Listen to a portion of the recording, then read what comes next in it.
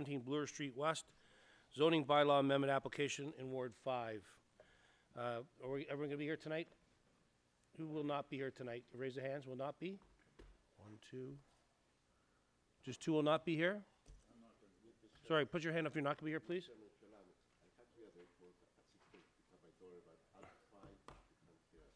Okay, so who will not be here? Councillor Set, Councillor Platts, we're going to count you out for now.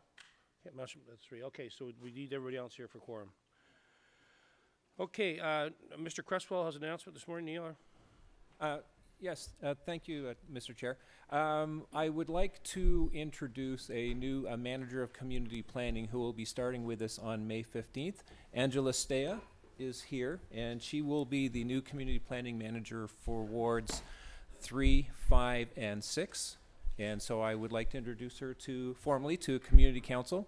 Angela's been with the city since 2003, started as a planner, and is at the moment a senior planner with the TO Core project, and as I said, will be joining us full-time on May 15th.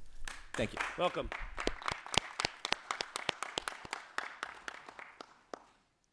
And just while we're on staff, I hear last year, Kim, is it true this is your last meeting? Kim will be leaving us? This is her last meeting, so she's been great out here in the West. We're going to miss Kim. She told me that the other day. I said, we're going to get a recorded vote on this, but Kim, good luck. All the best, and you've been awesome. Thank you.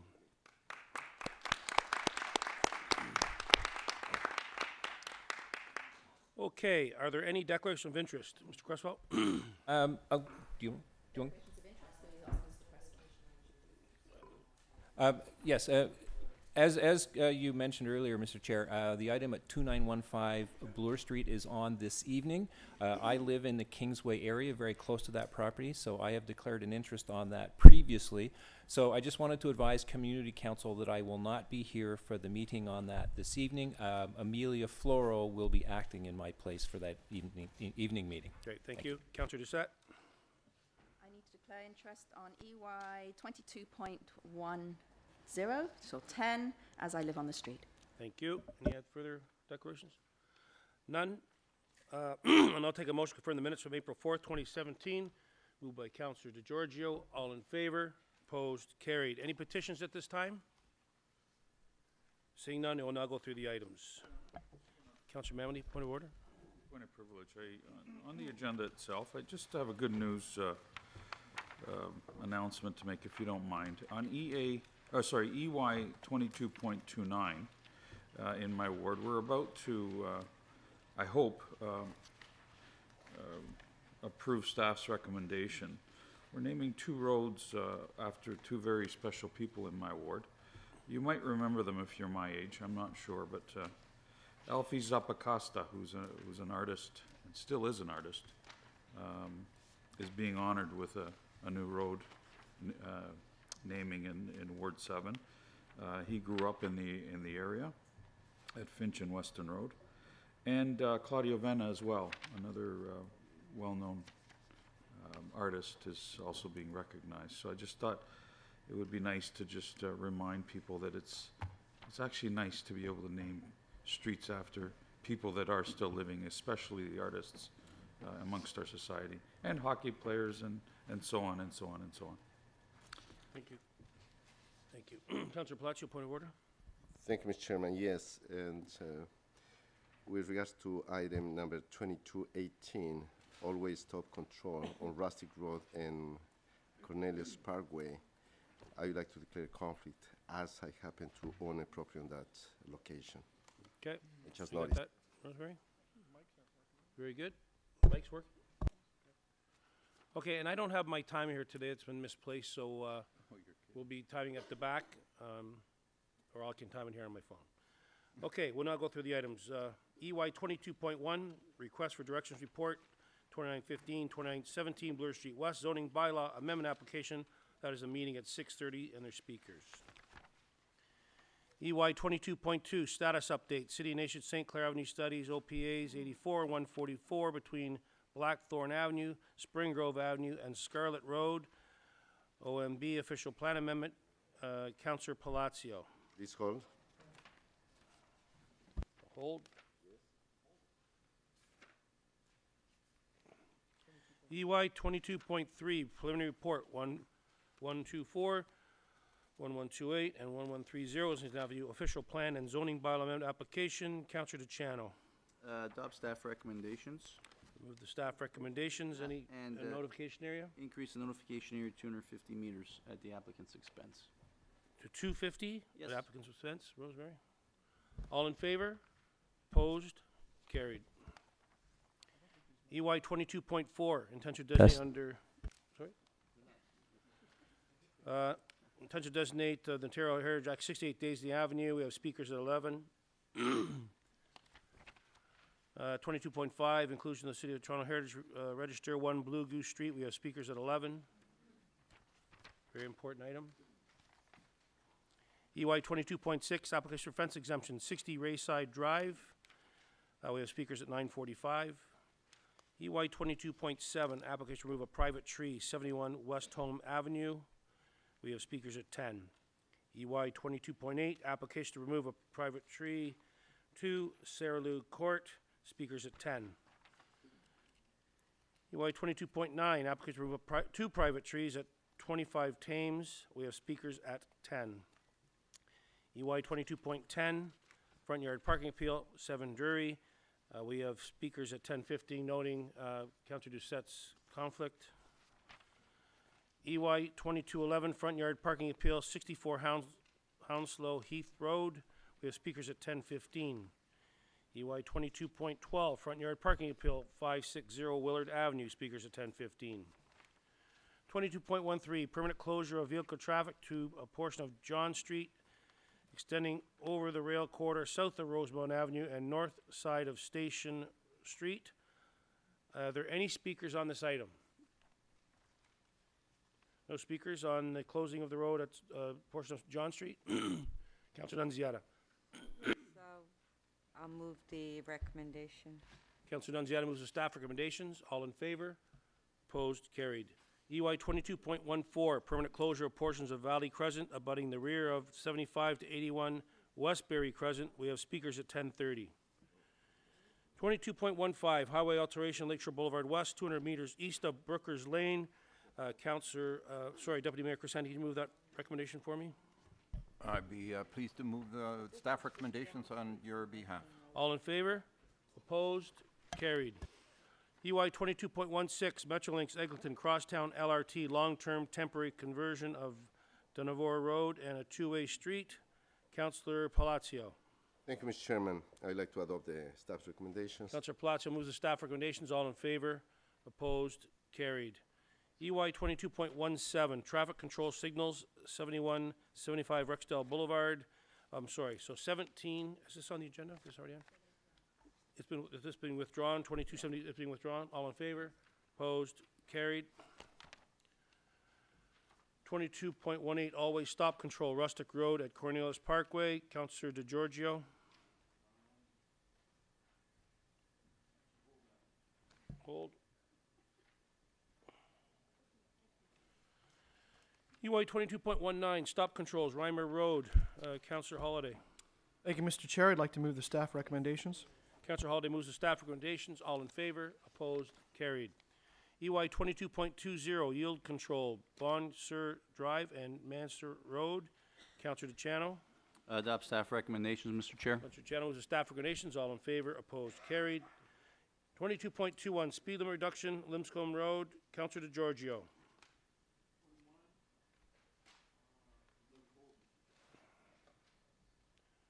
Hold.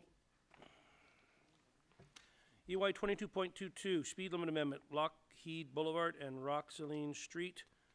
Councillor Ford. Mr. Chair, I'd like to move staff recommendations. Councillor Ford moves the staff recommendations. All in favor? Opposed? Carried.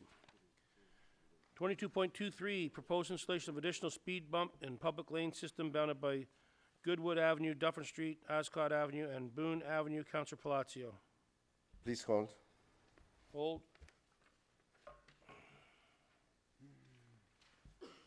22.24, traffic calming, King George's Drive between Keel Street and Trethewey Drive. Councillor DeGiorgio. Chairman, I would like to have a poll conducted on that street. So I'll move that a poll be conducted. Sorry? Pardon? Moving the alternate recommendations? Yeah. Okay, so, Councilor George moved the staff, he's moving the alternate recommendations. Do you want to record a vote or just want to record a negative? Just record the negative. Council, all in favor? Okay, recorded vote. Councilor DeGiorgio, Councilor Doucette, Councilor Palacio, Councilor Doucette, Deputy Mayor Crisanti. Did me twice. I did, didn't I? Well, I'll start all over again. Councilor DeGiorgio, Councilor Doucette, Councilor Palacio, Councilor Nunziata, Deputy Mayor Crisanti, Chair Grimes. Fully in support. Councilor DeChano. George? Councilor Mamalidi and Councilor Ford. Opposed? Councilor Holliday and Councilor Campbell. That was easy. Okay, EY 22.24 traffic calming King George Drive between Keel Street and Trethewey Drive. Councilor DeGiorgio. We just did that one. No, that's right, we just did that, sorry. Love that one. 22.25 traffic calming Rustic Road between Heisel Road and Culford Road. Councilor DeGiorgio. Adopt staff recommendations.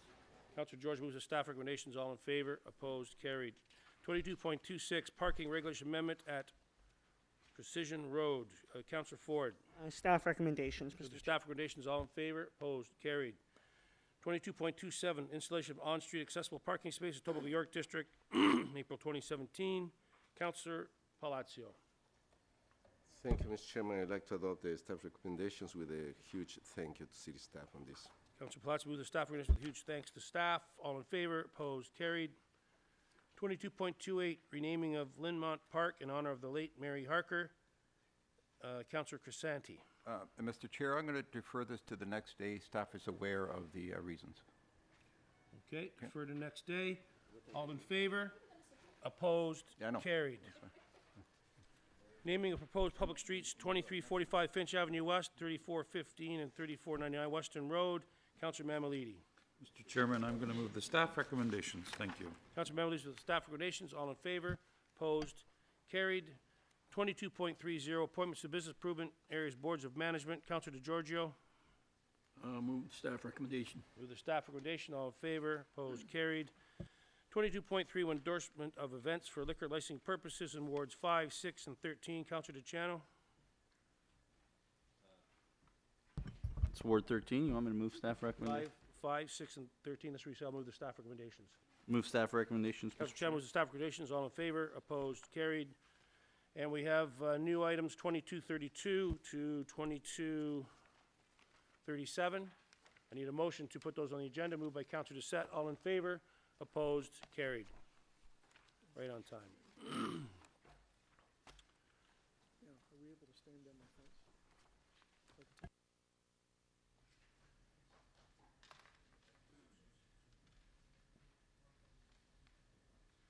So, Councilor Holliday's asking, he'd like to talk to the deputant on 22.6, our first item, to waive the order of business. We'll move that one down the agenda. All in favor? Opposed? Carried. Now, we can't start 10 because these speakers start 10. Sorry, on item 7, I actually have a motion to be referring it back to forestry. I don't know if we have some. I'm sorry, item which? Number 7, it was the application. Okay, we can't from deal the- with that right now. Councilor, Because it's not 10 o'clock? Not 10 Okay. o'clock, okay? Right.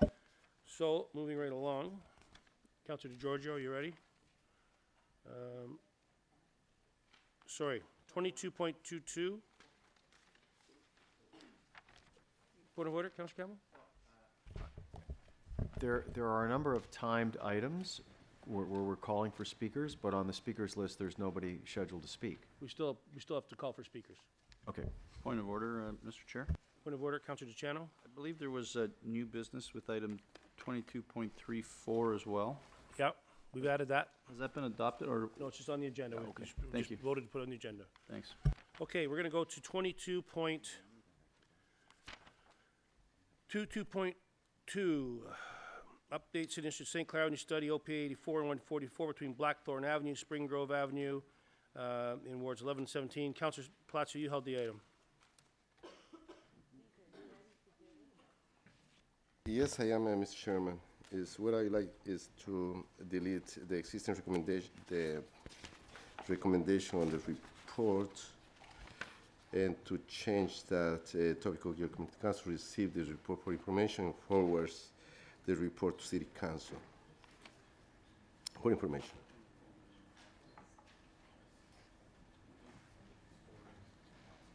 He's just writing it. Thank you. What is staff doing on this, though, since they withdrew, what are they doing? I have questions. Okay, so just a second. So did you just move that motion? Yeah, I just did. Okay, so now you have questions of staff? Yeah, I have questions. Okay, questions of staff, Councilor Nunziata. So, to the planning staff. So, in light that National Rubber has withdrawn their appeal, Councilor Nunziata, can you pull your mic down so we can hear you, please? can you tell me, as far as planning staff, what are their next steps? And as far as the avenue study as well? Okay, through you, Mr. Chair, NRT actually had 2 appeals in. They had appealed OPA 84. They had also appealed OPA 144. They have formally withdrawn their appeal of OPA 84, so the official plan policies that arose from that avenue study are in effect. What we will be doing shortly, when we have an opportunity, is to bring the bylaw in that was also approved with OPA 84 because it was held pending the resolution of OPA 84. So we will be bringing the bills forward to council as soon as we can on that one. NRT How long will that be? Do you have any idea? hopefully within 2 agendas, shall we say? Okay, within 2 agendas. Okay. NRT, as of today, has not formally released their appeal on OPA 144. We have reached out to them on a number of occasions to ask them about their appeal of OPA 144. They have not formally responded. But we did have a mediation session at the board last month with the other 3 appellants, and it was noted by the board that NRT did not appear and also did not provide any information to the board. So we're trying to get clarity from NRT on their appeal of OPA 144. Okay, so any potential development applications that have been submitted in the city, are they going to be put on hold until this is all settled? Okay, are you speaking to OPA 144? Mm-hmm. There are no applications in the area under dispute of OPA 144. Okay. It's there was a I guess it was been a pre it wasn't a mediation session, it was a pre-hearing conference where the lands east of east of Runnymede were released by all parties. They focused the appeal on the lands between Runnymede and Keele. So the 3 appellants there, being Corsetti, Maple Leaf, and Paletta, maintain their appeals for the lands from Runnymede to Keele. Mm-hmm. And that's the only section of OPA 144 that's still under appeal, and there are no applications in there as of today. Oh, okay. I believe that there are potential applications would be submitted in. Well, we have to be careful what we say at this point in time because we did have a without prejudice mediation session. And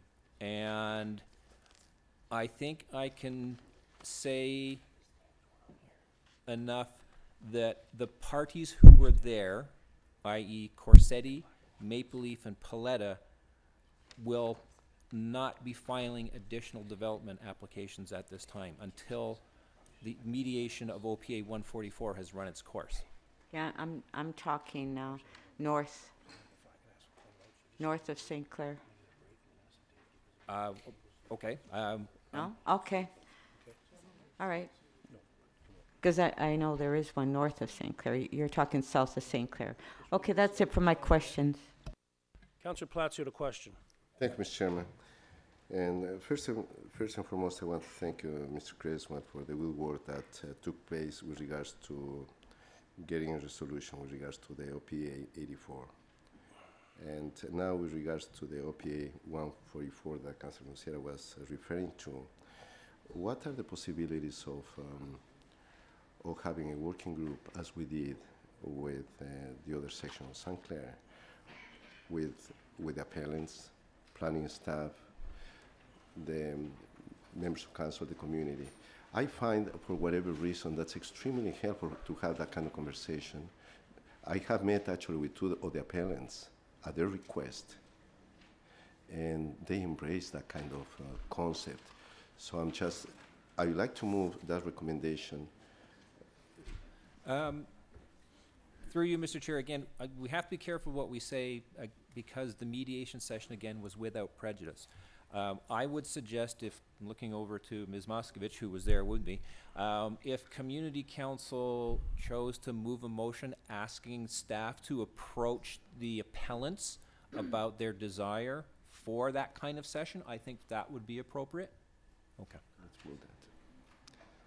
Thank you, Mr. Creswell. I have every intention, and I think that Councilor Anunciara, because we, at the request of a number of industrialists in the area, they requested a meeting a few days back, and we did convey that information also to your staff. And I think there is a tremendous appetite from the industrial community and the residential community overall to keep moving with any concerns that people may have, so to have a good discussion on it. So I think that would create a win-win, and that's the reason that I think it would be beneficial to have this kind of working group. Okay. As I said, if you give us that direction, we will approach the appellants and see what their appetite is for that. Mr. Chairman, on that, if you can just, if we can stand the item down just to allow us just to work on the recommendation. Okay. That would be great. Any further questions of staff? Seeing none, we'll hold that down until we get the right motion. Councillor Potts work with staff. Okay, now we can go back to EY 22.6. Councillor Holiday's had a chance to talk to his constituent. Councillor Holiday? Yes, I have a motion here. Okay, just 1 second. Are there any further speakers to 22.6, 60 Rayside Drive? Any further speakers? Seeing none, questions of staff? Seeing none, Councillor Holiday. Thank you. I'm just going to allow the clerks just a moment. I will only make the comment that I was able just to speak to the applicant now. Have been working with her and some of the neighbors over the last month. Appreciate council's time in allowing me to defer this item. I think we've reached an amicable solution which seems to work for everybody, and that is to lower portions of the fence which are on Rayside Drive and allow taller portions of the fence to remain which are on the back. And I think Rosemary's managed to get that up right now, so I'll ask that you support this motion. If you have any questions, I'm happy to take them. Okay, the motion's on the screen. All in favor? Opposed? That's carried. Just before we move along, 22.9 Thames Avenue. Is Dan Gibson's here? Dan? Okay. Kim, my A's going to come see you, my executive assistant, my chief of staff. Kim, can you? Thank you.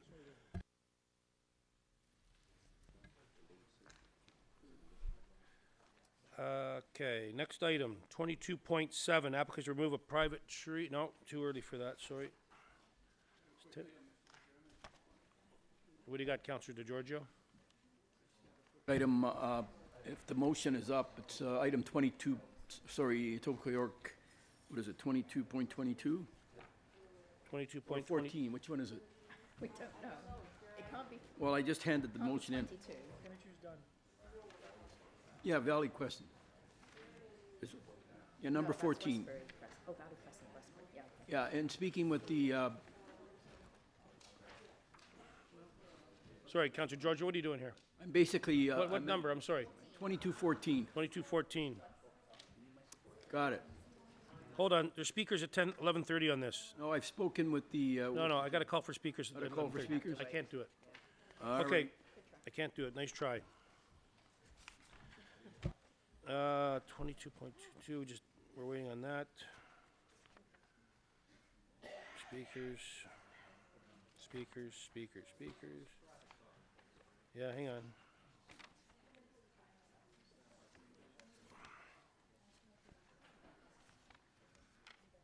Okay, 22.18, always stop control, Rustic Road, Cornelius Parkway. Councillor DeGiorgio, you held the item.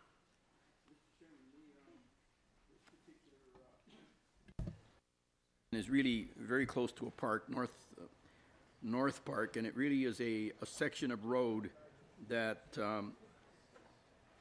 east of this particular intersection is the train tracks. So really there is very little, although there's little volume of traffic, it really is no impediment if people actually stop on that street. So I'm going to ask the support of councillors in allowing the four-way stop to go in there, because it really is just it's one of those things where people have ease of mind simply because they see the stop sign there, and 90% of them obey the stop sign. So I think it'll have a positive effect.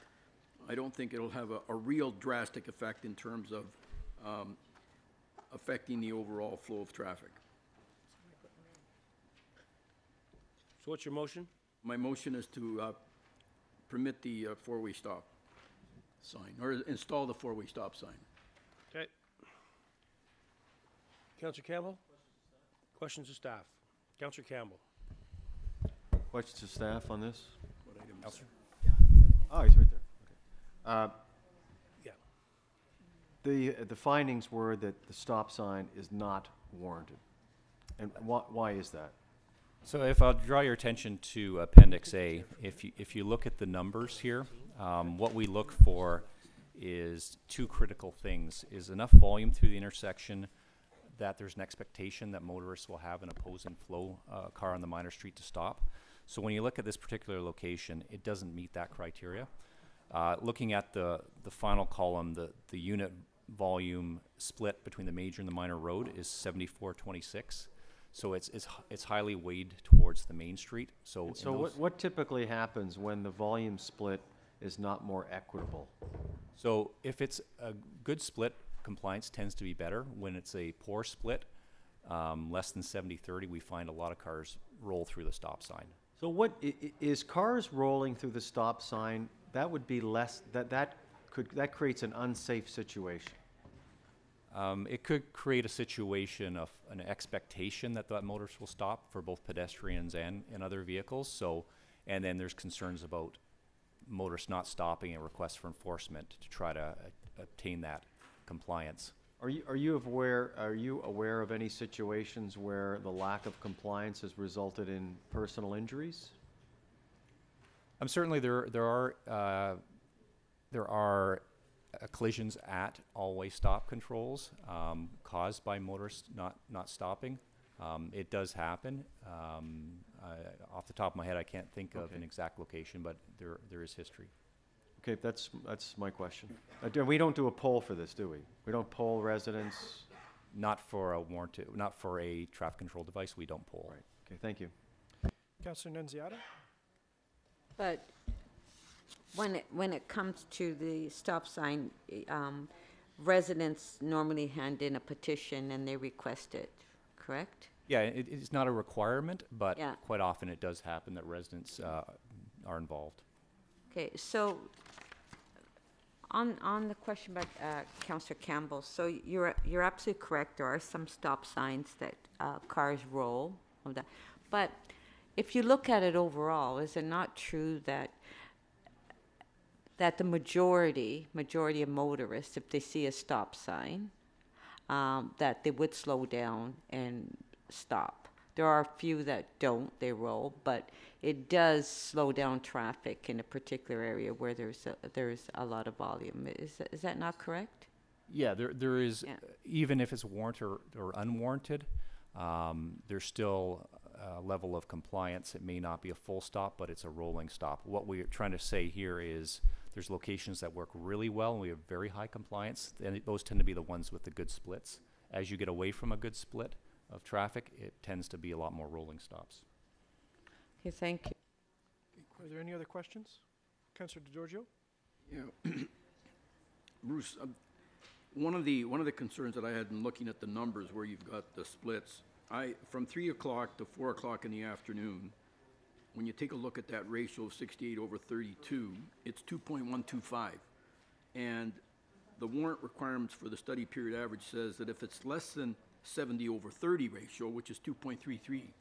So what I've got is between 3 o'clock and 4 o'clock, that 70/30 ratio, less than that ratio is actually met. So that was just a little red flag for me. I thought to myself, you know what, given And if you look at this map where it says study location, where the actual word study location, that's all parkland. South of, that's all parkland that people access and drive to, or people walk to. And so to have a four-way stop there is, in my view anyway, it has a negative impact, but it has a very positive impact when you consider that it gives people the impression that, yeah, cars may slow down there. So I'm just asking, use your own conscience. If you don't like stop signs, vote against it. On the other hand, if you're like Councillor Nunziata and believes that there are positive effects to introducing signs, then you'll support it. Thank you. Are there any other questions? All right, we have the motion on the screen. Do we have Councillor quorum? Campbell to speak. So I will not support this. I think that what we do in this city is constantly frustrate drivers. I had a situation where a warranted stop sign was put in my ward at Summit Crest and Waterford, and a resident sent in a note saying they were almost hit because somebody rolled through the stop sign. And in fact, Councillor Ford, I don't know if he's going to speak to it, had a similar situation arise. Drivers, when they get stopped, what they're going to do is they're going to accelerate and they're going to drive faster because this slows it down because it's not warranted. If we do, I mean, my personal view, it's only is that we do a lot to frustrate drivers, and as a result, that results in more poor driver behavior. So putting in unwarranted speed humps, unwarranted stop signs just continues to frustrate drivers, and driver frustration is at an all-time high now because of traffic congestion, and all we're doing with these sorts of measures is making it worse in my view. Councillor Holiday, speak. I'll be very brief. I take a traditional position against items which are not recommended by staff, and in particular stop signs. It's my belief that as drivers, and I'll include myself in that, we have a very intuitive sense to the road. And when we are drawn to a stop, we subconsciously resent that. And I think there is a percentage of drivers that will actually accelerate and drive faster because they're so annoyed with having to stop where they felt they didn't need to. And so I think some stop signs have a bit of a rebound effect. And it doesn't do it to everybody. And I would agree that some people will stop and then proceed slowly. But I think there's a small percentage that will actually drive even faster.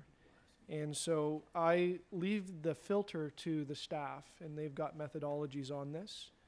And that's why I can look to their advice where they feel that it's a safety enhancement. And if it's not an enhancement, I don't think they recommend it. And so that's why I will vote in the negative on this. And I sense folks will vote the way that they feel. Thank you. Any further speakers? Yeah, just one final comment, if I may, Mr. Chairman. Again? Just very once. You know, and I'm not overly supportive of putting stop signs in. It's maybe not as bad as Councillor Campbell, but sometimes numbers don't tell the true story. You have to understand the topography of this particular road. When you take a look at this circle, if I'm going along Rustic Road towards Connie, okay, there is a drop in elevation. In other words, there's a very steep hill. As soon as you get through that intersection, to get towards the train tracks, it's a steep hill. And on the right is a park, okay? So if somebody's traveling east along Rustic and then manages to go over the hill, they automatically speed up simply because they're going downhill, okay? And I'm saying, you know what? If that's reasonable, I don't think anybody that goes on site and take a look at the number of cars that go are going to see the kind of physical situation and understand what is likely to happen. So you can't go by the numbers alone. Yes, staff recommendations, if the numbers aren't warranted, they're going to say no anyway because they don't take into consideration other factors. I'm not picking on staff. All I'm saying is there are other soft factors sometimes that need to be taken into consideration in arriving at a recommendation that I think is reasonable at this particular location. That being said, I'm not going to take it personally if you vote against it. I'll just take it as being someone who, you know, doesn't understand the situation. Leave it at that. Okay. Councillor Nunziata to speak. Well, I'm going to support the local councillor and the stop sign. And I guess what's frustrating for me is that we have some members of council that constantly vote against traffic. You know, they're against, if we want to reduce the speed limit to 30, they're against it. If we want speed humps, they're against it. We want a stop sign, they're against it. It's like, you know, there are some members of council and some and residents in an area that feel safer if there's traffic calming or 30K or stop signs. But, you know, to vote against and to be against all traffic calming that members of council are trying to do in their wards. You know, I understand Etobicoke, maybe they don't have that much traffic. I don't know, maybe people don't drive their cars. I don't know, but in our area, like the Councillor Doucette, Councillor DeGiorgio, Palacio, mine, we have a severe problem with traffic, and we do our best to get some sort of traffic calming, 30K. You're against 30K. You're against anything that we try to do to slow down traffic. And so I will support the stop sign because, you know, the councillor knows his ward and the residents are requesting it. And that whatever we can do to slow down traffic in a community where there's a park or a lot of pedestrians, I believe that we should do that and not look at the stats because, you know, I don't blame the staff for it because they have certain criteria and they go by their criteria. But unfortunately, we know the constituents because we actually, you know, we live it and we listen to our constituents, unlike Etobicoke, where they don't. Okay, those are fighting words. Caesar. Okay, Councillor DeGiorgio, his motion's on the screen. All in favor? All recorded vote. Councillor DeGiorgio, Councillor Doucette, Councillor Palacio, Councillor Nunziata, Councillor Grimes, Councillor Ford. Opposed? Councillor Campbell, Councillor Hawley, that carries. Councillor DeGiorgio, that's where you say thank you. Thank you, Mr. Chairman. Okay, EY 22.7, application to remove a private tree 70 West Home Avenue. Are there any speakers on West Home Avenue? On a point of order, Mr. Chairman. 70 West Home Avenue? No, I just. Mr. Seeing Chairman, none? Point of order. Well, I gotta call for speakers first. And there's no speakers. So I have a motion. Okay, well, I had to call for speakers. No, but I wanna just make a comment. Okay, well, because- just a second. I'm calling for speakers on this item. But I thought they said no speakers. I'm asking right now. Okay. Where you been this morning? Point of order, Councillor DeGiorgio. Mr. Chairman, I just want to reiterate a comment that most of us have been very well aware of when we got tree situations. And I believe that we should alter our procedures on dealing with these trees. And the reason I say that is, if the recommendation of staff is that the tree is healthy, then there's no reason why we should have to hear the deputations because we can't change the position of staff. It goes downtown, it never gets overturned. So all I'm saying is, why bother go through the hearings when we know what the ultimate outcome is? It's unfair to the people that come here thinking that they will get a decision that they have a chance is favorable to them. Now, I realize that this happens to be maybe a change in policy. I realize, I see Councillor Campbell, you know, fidgeting here. He's saying, you know what? Well, it's not an opinion, it's a matter of fact. Okay, so if I may, we've already discussed this here a couple of meetings ago.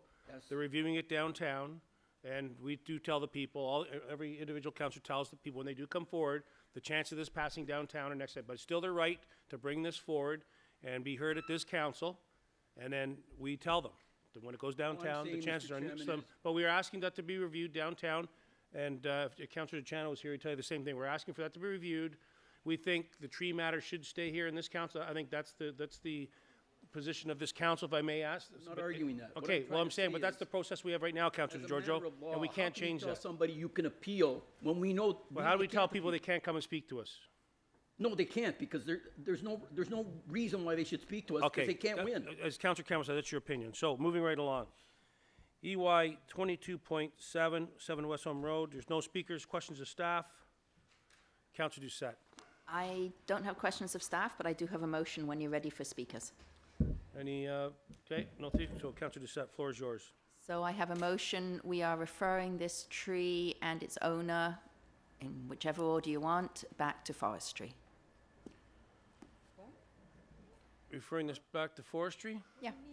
What does it, We're referring the tree item back to forestry what does it mean? Further study. for further study. And last month, we had an email from the owner of the tree, and she indicated in the email items she had not indicated to forestry when she had first appealed to have the tree removed.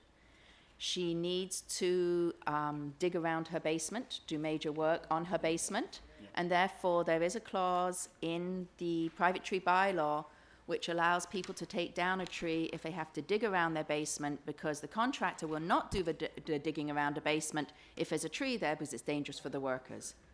So I'm referring this back to forestry. She is reapplying, and they will deal with it. If they see fit that she should have a tree removed because of the construction work she's doing, it will not come back here. If they feel it's not fit, it will come back here. Great, okay. The motion's on the screen. All in favor? Good motion. Opposed? Carried. Next item, 22.9, application for two private trees, 25 Thames Avenue. I'm sorry. 22.8, application to remove a private tree, 2 Sarah Lou Court. Are there any speakers on Sarah Lou Court? Seeing none, Councillor Holliday. I'll speak to it briefly. I did a drive-by last night. Got a photo. It is a big, big coniferous tree. Like, I mean huge. And it consumes towering. Towering. I could tell that it consumed their entire backyard, and I understand why they've applied to remove it. And therefore, I'm going to grant the replacement. Sorry, I'm going to grant the removal, and suggest granting the removal with 5 replacement trees, which I know the clerk has, and would hope that you support that. Any further speakers to the item?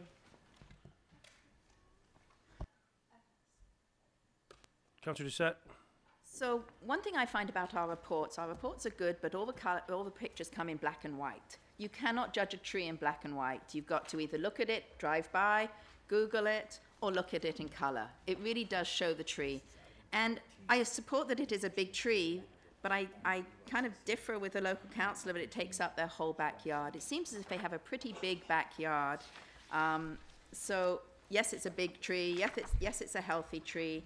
I do understand their concerns, but I think with some pruning.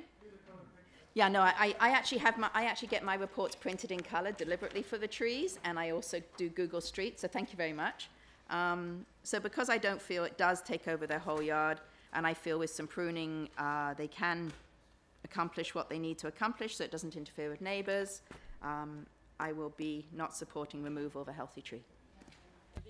Any further speakers? Seeing none, Councillor Holliday's on the screen. His motion's on the screen. All in favor? Opposed? That carries. EY 22.9, application for 2 private trees, 25 Thames Avenue. Our speaker, Dan Gibson. Yes, come, sir. Come forward. Good morning, sir. Welcome. You have 5 minutes, Mr. Gibson. Thank you. And thank you in advance for letting me speak in front of you all. And especially a special thanks to Mr. DeGiorgio after the last comments that were made there. I appreciate you guys listening to me. It makes me feel good. I don't think I'd be able to feel comfortable with myself if I didn't do everything in my power to get rid of these trees on my front property. We bought our house in February of 2015, knowing that there was 2 beautiful black walnut trees on the front property. We had no idea that these walnut trees have produced hard tennis ball sized walnuts. I'm talking tennis ball size. This is not an exaggeration, and hard texture. Okay. These walnuts produce dents in cars. One actually hit my shoulder. I couldn't even move my arm for 2 days. And the most serious part of this situation is I have 2 daughters, a 3-month-old daughter and a 3-year-old daughter. And if one of these walnuts hits one of my kids in the head, That is a serious injury.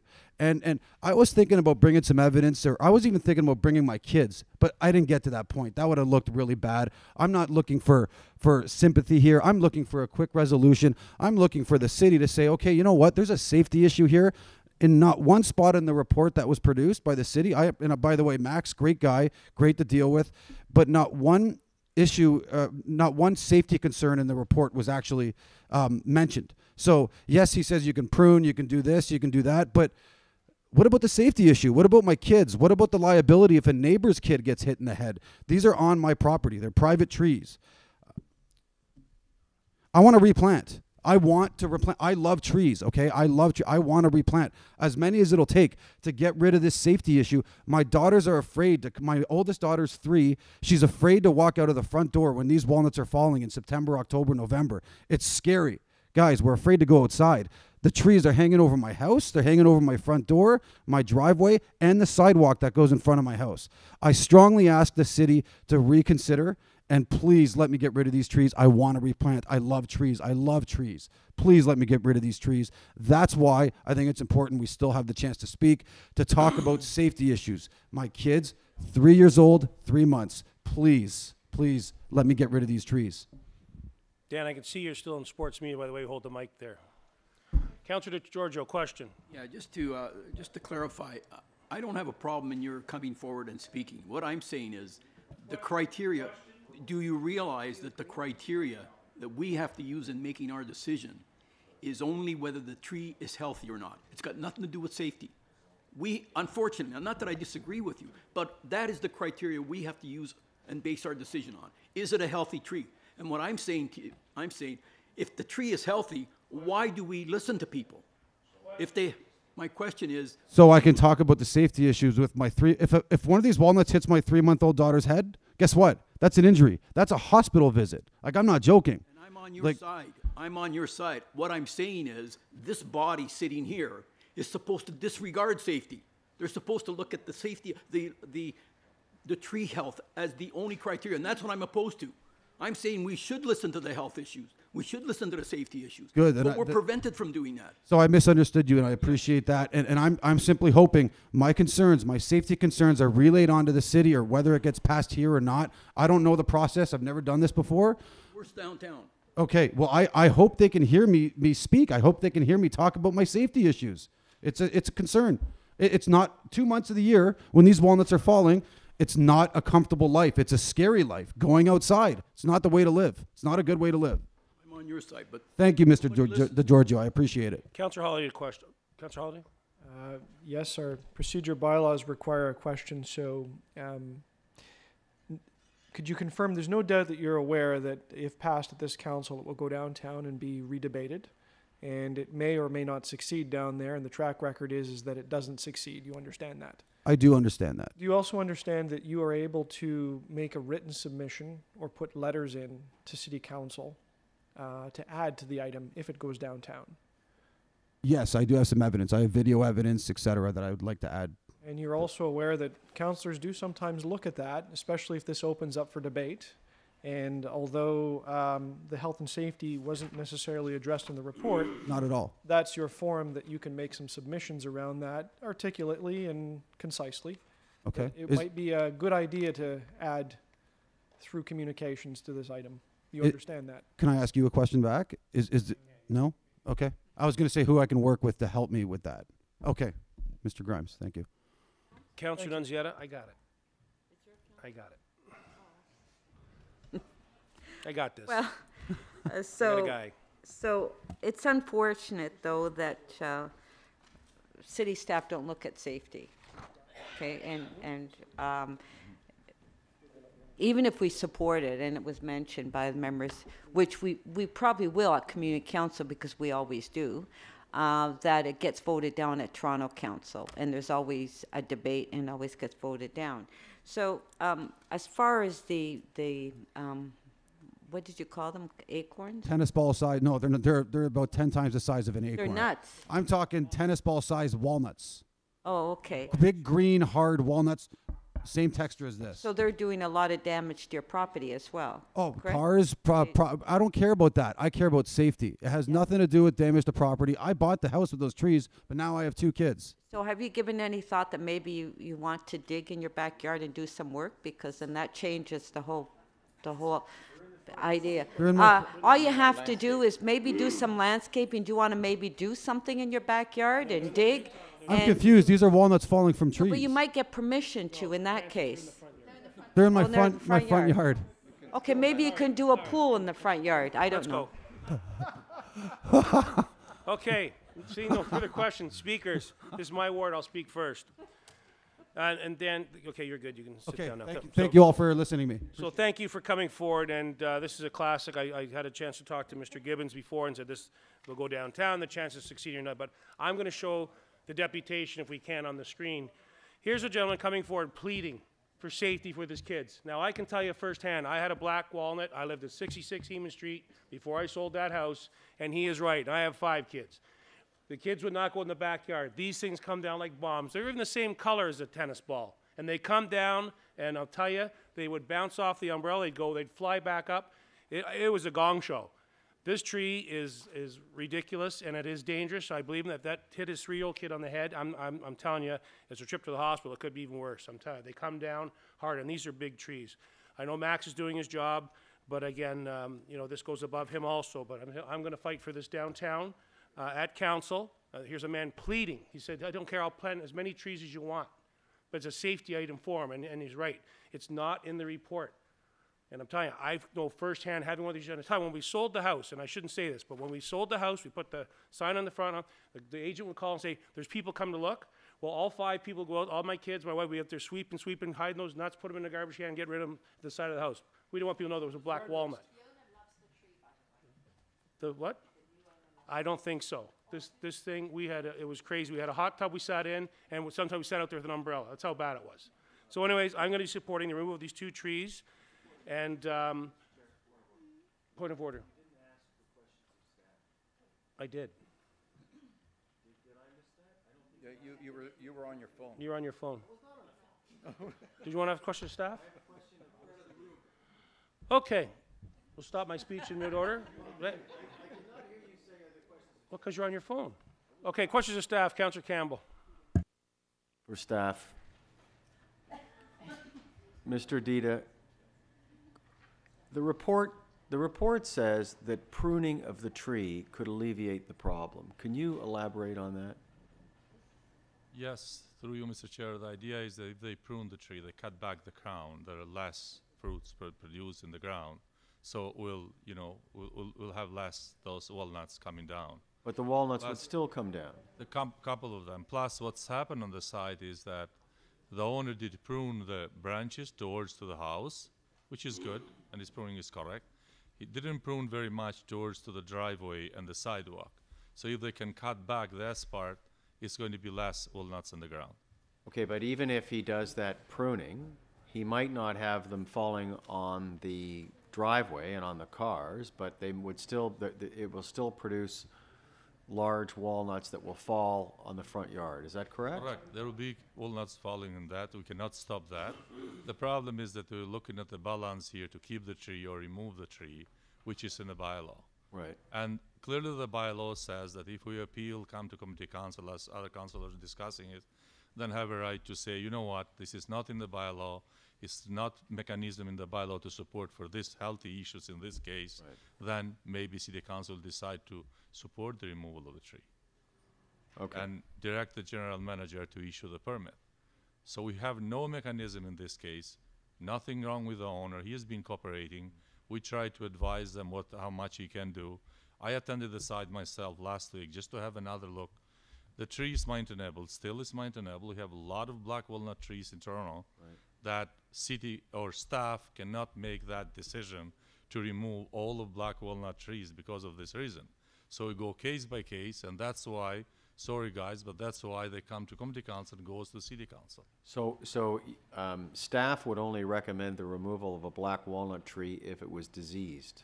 If the tree was diseased or was in poor condition, cannot be maintained in health and safe condition. How old is this tree? Or there's two trees. One's 113 centimeters. How old is this Should tree? be around 50, maybe 60 Around 50, years old. Okay. So there's no amount of pruning that he can do that will make the tree safe for kids to play in the front yard.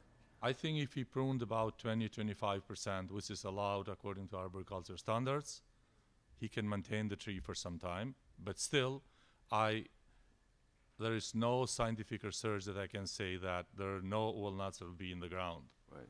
That's clear. So that's the thing that there will be, as you said, will be walnuts in the ground for sure. Less in the driveway and the sidewalk if you prune properly, if you hire a certified arborist to do that, and have the goal to reduce the crown of the tree. But that is up to the property owner. If he take that, the decision and do it or not, he wants to appeal, so it's his right to go to city council. Okay, that's my questions, Mr. Chair. Any further questions? Seeing none, Max, I have one. I know you can answer, it's not, but this gentleman's baby's 3 months old, so probably by the fall, probably good chance to be just starting to walk, and you know these nuts. Would you consider that danger if one of those nuts hit a 9-month-old in the head? It's hard to say. But you know how dense those are. Is danger for the walnuts? Yes, it is, but to which degree? As I said before, as property owner, he's going to keep that balance and take the risk maybe and keep the tree, or he doesn't want to deal with that because he's scared about the kids and stuff, so he wants to remove the tree. I think it's maintainable situation. He can do that if he wants to reduce the crown. Plus, he has an option if he wants to go through it. If the tree declines, let's say a year or next season, whatever walnuts come in the ground will be 2 weeks or 1 week, which will be a dangerous situation, not all over the year. So if the tree declines, then we have opportunity to deal with him and help him out to remove the trees. Okay. But for now, in this situation, we cannot help him. Okay. Thank you. I'm sorry for that, but Yeah, that's no, how Max, the bylaw listen, is. we should appreciate where you are. Okay. So can I finish mine? So I have my motion on the screen.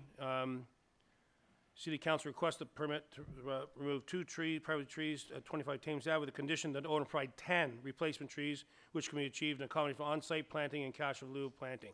So this gentleman said, I'll plant as many as you want. I asked him, he said, I will do 10, 5 and 5 for each tree to satisfaction. He's here pleading for the safety of his kid, and I'm going to be supporting him, believe me, because I know firsthand about this. I appreciate where Max is coming from. He hasn't got that latitude, but we do.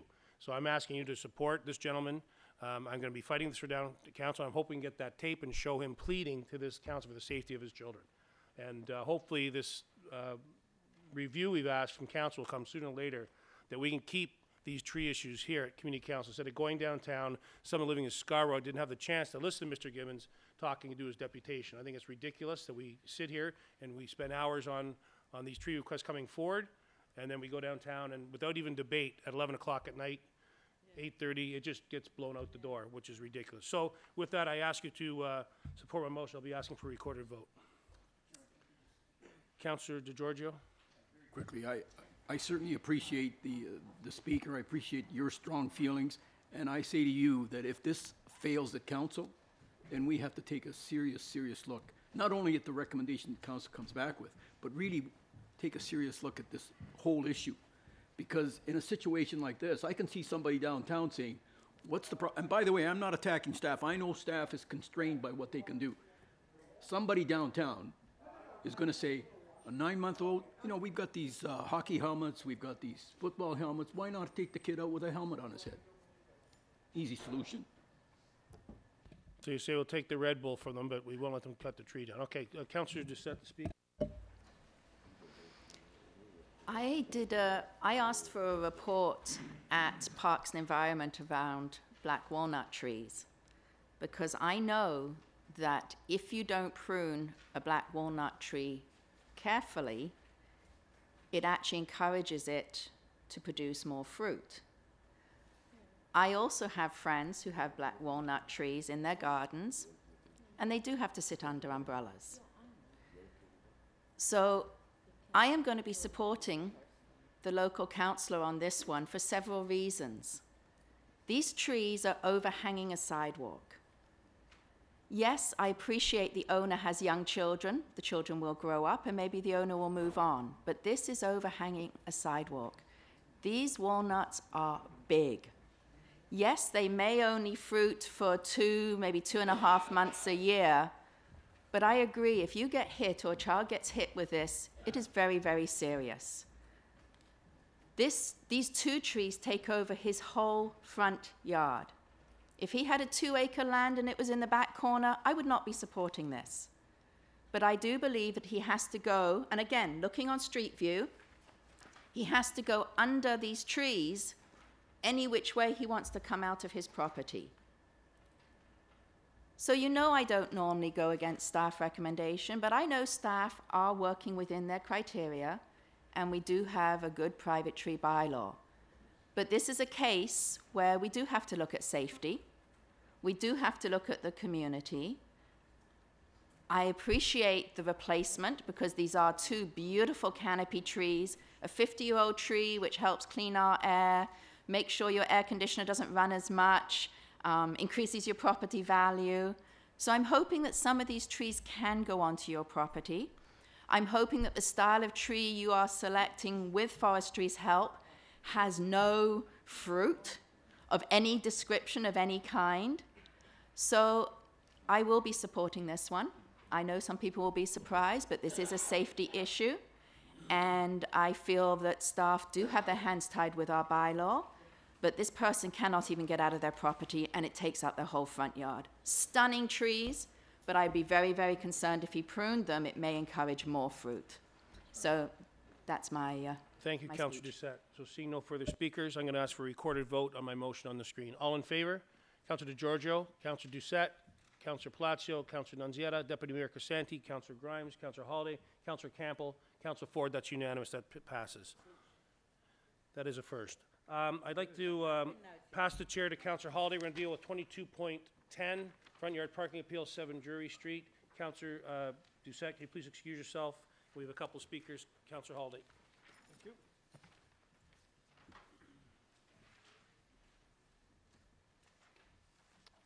Rosemary, do you have the speaker's name? Sorry.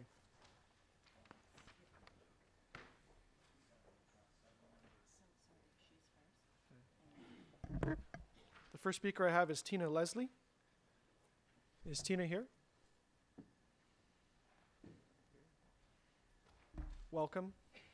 Thank you. You have 5 minutes to speak. Yes, thank you. I represent the owners of 3 Drury Street. I am here again to support the staff recommendation to deny the appeal. To clarify, there were a few Committee of Adjustment hearing dates.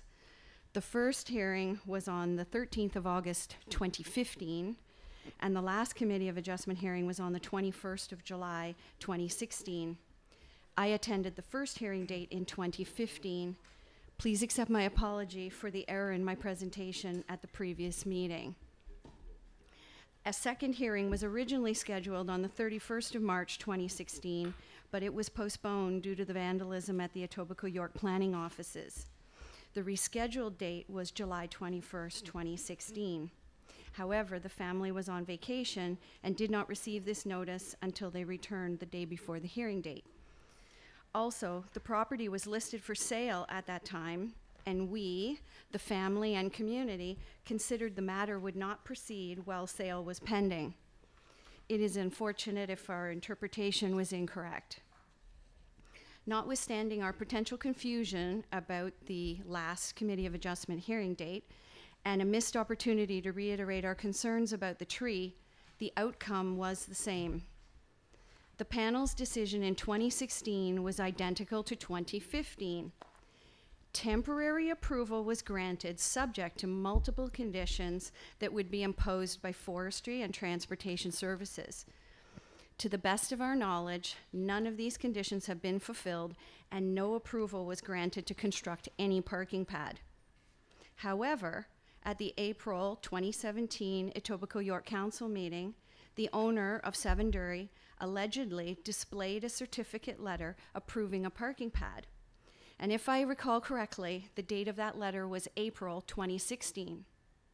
How is it possible for this owner to have received approval for a specific parking pad design when the Committee of Adjustment hadn't ruled on this matter until July of 2016?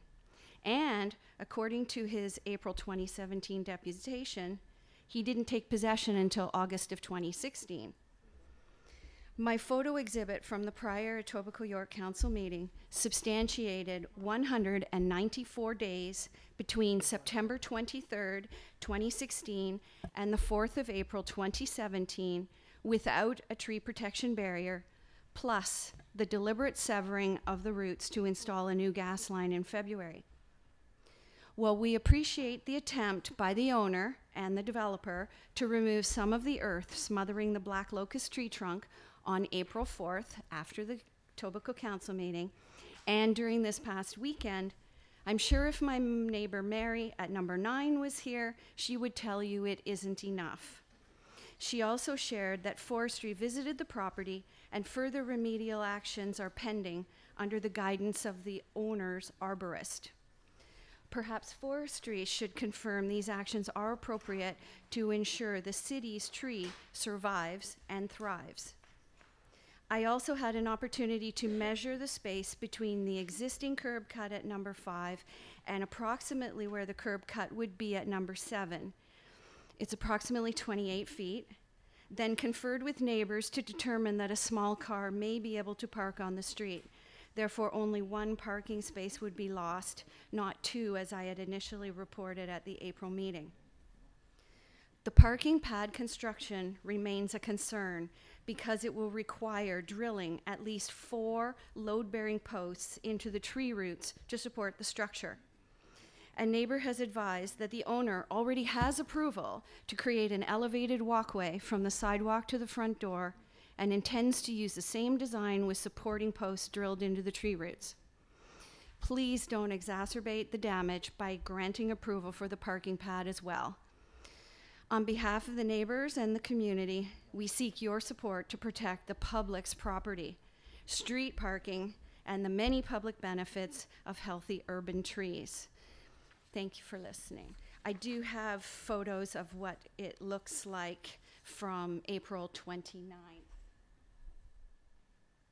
Since I still had a few moments, that's not a very good photo, but the tree barrier was erected following the council meeting, and earth was removed from the trunk. And this is the grade on the property now, looking down. Thank you. Would you like those to be circulated to the council? If you wish. I'm sorry, they're not as good as the ones from last time. We'll look after that and return them to you. Okay. Thank you. Are there any questions of the speaker? Councillor Nunziata? I'm sorry, I didn't get, Tina, where do you live? At 3 Dury. Oh, you live at 3. And my parents are at 3 Dury as well. All right. Were there any other questions? Seeing none, thank you for speaking to us. The next speaker on the list I have is Bainam Amir Gassami. Hopefully I've got that right. Thank you. Welcome. You have 5 minutes. Thank you. Good morning, Community Council. As you may recall, you were all kind enough to defer this decision on the parking pad at the last meeting, which gave us the chance to further discuss the matter with various parties and clear up some discrepancies. There are a few items still outstanding with forestry, but we'll discuss that. But before I begin, I want to sincerely apologize to the council for the comments made at the previous meeting.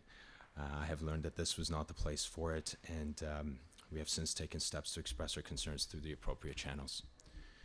Again, I'm sorry about that. I'd like to start discussing some of the facts of the case and then address why I require a parking pad and then offer a solution that would be win-win for everyone. As I understand, there are a few concerns with granting this parking pad. One is the concern for the health of the tree, and 2 is the loss of 1 parking spot from the street. A couple of my neighbors did express their concerns for the tree at the last meeting. This has been a very tough site to work on, unfortunately, which led to a minor violation of the tree protection zone. I'm sincerely sorry for this. Prior to commencing work, we had laid down mulch and then plywood on top of the natural grade so not to disturb the tree. A new arborist report has been recently conducted and determined that no harm was done to the tree. The discrepancy with forestry has since been cleared up, and they are okay with the parking pad application and design. To further demonstrate our care and express our apology regardless of your decision today, I would like to offer cash in lieu for the city to plant an additional tree as they see fit. With regards to the polling results, we took the time to send out our own letters properly explaining our plan and asking Derry Street residents if they would support the parking pad. We received 18 letters signed back confirming their approval. Some of these neighbors were ones that originally rejected it because of their concern for the tree. Our discussion with neighbors and properly explaining our helical parking pad design confirms that many more neighbors would now be for the parking pad, as less cars on the street would reduce street congestion, improve garbage and snow removal, and improve safety for all families. 18 approvals outweighs the 17 against in the original poll results. With regards to the loss of one on-street parking spot, more than 90, by the way, I have the letters here signed and a sample of the letter that was sent out. With regards to the loss of one on-street parking spot, more than 90% of homes on this street have a driveway, parking pad, and or garage. There are 21 free street parking spots currently available. There are 5 legal parking pads already approved by the city, setting a precedence. If I took my car off the street and placed it on a proposed parking pad, there would still be 21 free spots, more than enough for neighbors' second, third, and guest vehicles. As you can imagine, snow does not get cleaned properly from the sides of the street when cars are parked all day. I have an elderly mother who lives with me who would have to walk over snowbanks to get to our front door. I'll also have an electric vehicle that I would not know how to charge from the side of the street. When I purchased this home, the previous owner had already gone to Committee of Adjustments, received approval for the parking pad design. The parking pad design had already been cleared by Forestry, and when I made calls to transportation prior to purchasing the home, the outlook on the parking pad approval seemed positive. I cannot live in this home without a parking pad. If rejected, I'll be forced to sell it, and I will incur hundreds of thousands of dollars in expenses and losses. We have discussed with our neighbors, next door neighbor, who also does not have a parking pad, who is very concerned about the tree, but she has confirmed that if there's no damage to the tree, that they are on board to do a joint parking pad. Our neighbor is here today and can speak to that as well. This solution would remove 2 cars off the street while removing only 1 street parking. From our discussion with neighbors, this is something that neighbors would be highly in favor of. However, this would require a deferral of our application until our neighbors has the opportunity to file an application as well. Ultimately, we're working hard to come up with a solution to benefit everyone. The ideal scenario here is that we defer until after the summer so we can submit a mutual drive application. Michael Ford was kind enough to make a visit to the site, discuss our plans, and if he would be kind enough to also make some comments. Thank you, and I'd be happy to address all your questions. Thank you. Councillor Nunziata? Okay, I'm just trying to recall the history. So you bought the house, there was a Committee of Adjustment application, right? But you purchased it from the individual that went to the Committee of Adjustment. You didn't go to the Committee of Adjustment. Correct. Right. And the Committee of Adjustment application was to build a new home? Correct. Okay, and that application included, and the approval of that application included a front yard parking pad? Correct. And that's what the committee supported? That's right. All right, thank you. Are there any other questions? So I've got one. I just want to be crystal clear on the Committee of Adjustment. If I recall from the last discussion, and please confirm or correct me on this, the Committee of Adjustment ruled that you would need to go to Transportation Services to get permission for the parking pad. So they couldn't actually give you the parking pad, but they did approve the concept and the design of the home with consideration of a parking pad, but basically said, we don't have the authority to give it to you, go to the city and seek that approval. And if I'm correct, the city has declined your parking pad application, which brings you here. Is that, am I understanding that correct? I believe there's a couple conditions for transportation, and correct, transportation with the new bylaws rejects any ramp that takes a street parking off. Can you tell us a little bit about the design or the proposal with your neighbor? So this is new information not contained in the report, and it's the first we're hearing of that. Which neighbor is it that you are working with to create a dual parking pad situation? Correct. It's if you're Is it You're 5 or 3 or? it's 9. It's 9. No. Okay. We're got it. 7 and this is 9. This is 9. If you're looking at the home, it's to our left. And I have a video actually that kind of may make it easier to get a feel for what the neighborhood looks like. Are we able to zoom that a little bit? Okay.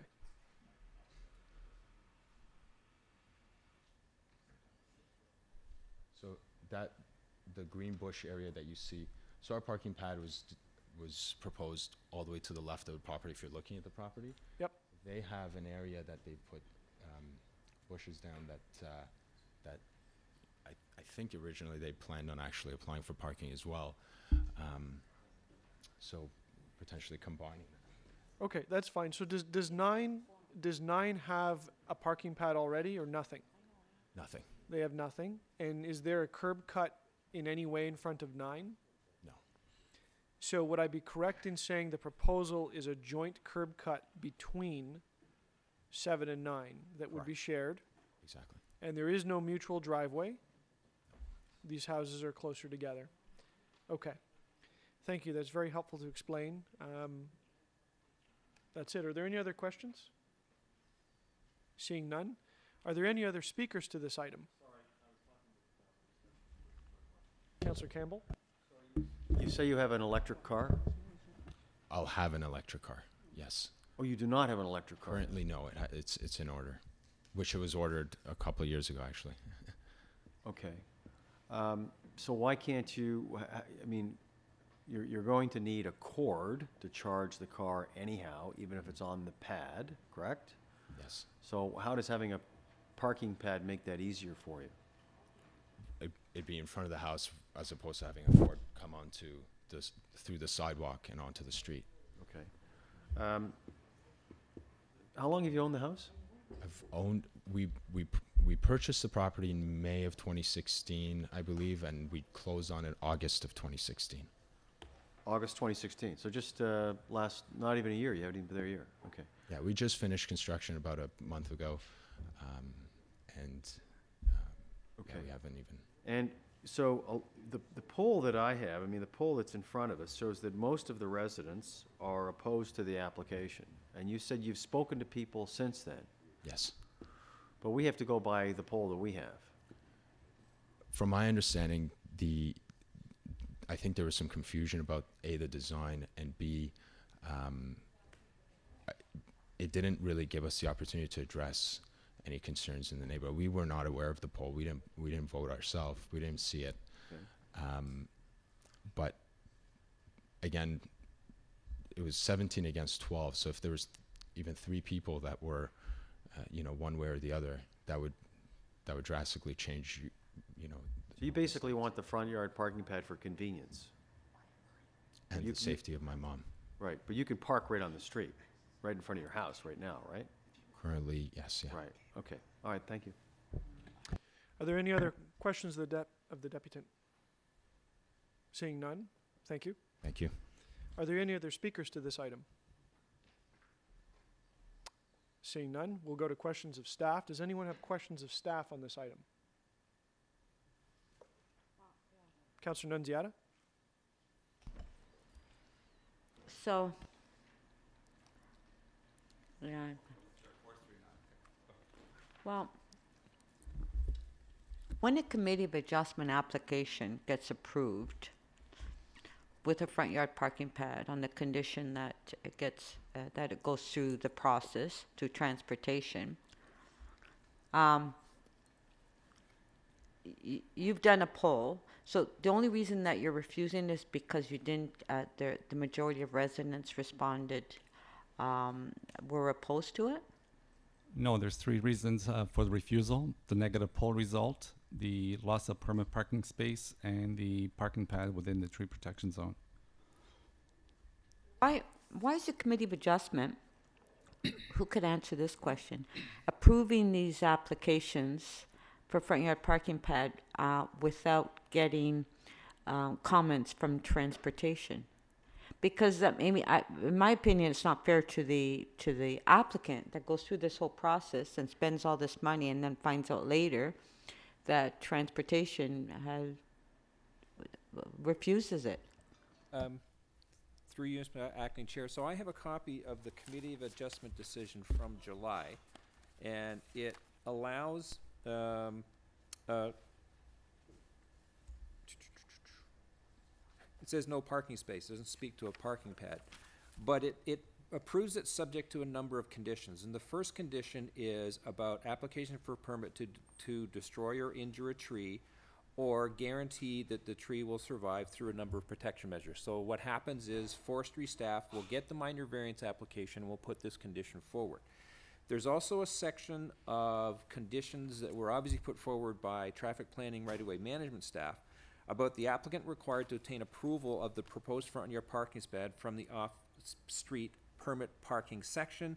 And then it says shall be restricted to a minimum width and length constructed of interlocking stone, et cetera, et cetera, et cetera. So there are a whole series of conditions around which the parking pad has to comply. So the committee, on the basis of that information, says effectively, we will grant you the authority under the bylaw to have a parking pad. However, you have to meet the conditions of forestry and transportation staff in order to operationalize that. Has he met all the conditions that are in the decision of the Committee of Adjustment, except what conditions has he not met?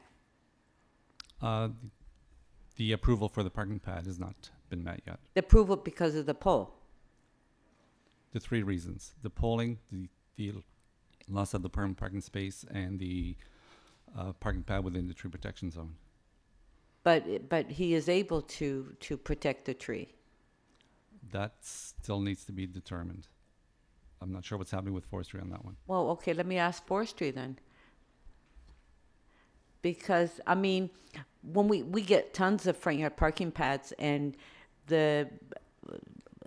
on all the reports that come forward, it says eliminating one street parking, and so that's common, and we approve those. So I want to ask forestry as far as the tree protection.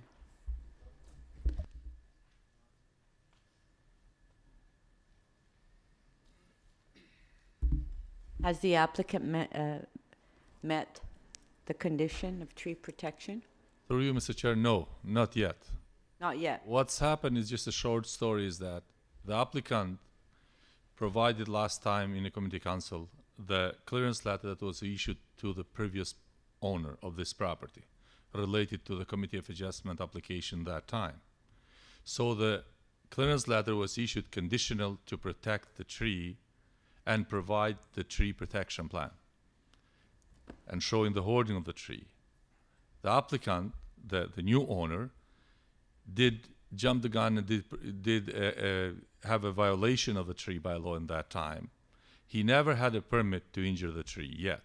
Lately, after the last committee council in April, he provided the documentation from the previous owner. He's cooperating with our office to show the drawings and how he's building the parking pad. It looks like it is a workable solution, but still is not approved by forestry. This is our position for today. Right. So if we were to approve it on the condition of meeting the conditions of forestry, that would satisfaction from forestry, that would be in order. I think so. If the committee council decide to approve the parking pad, on the condition, on the condition to satisfy Chapter 813 forestry regarding the tree protection, I think that will be acceptable. Thank you. Councillor DeGiorgio. My question is the transportation, I think. I just want to sort of understand the nature of this area. It says that in this particular block, there are 61 spaces that people could apply for a parking permit, but only 38 of the 61 spaces have been allocated a parking permit. So my question is there excess parking on the street? There's spaces available on the street. There are spaces available on the street. And this gentleman is asking for a parking pad simply because it already exists on the site? There's no parking pad existing on the site. Not yet? No. Okay.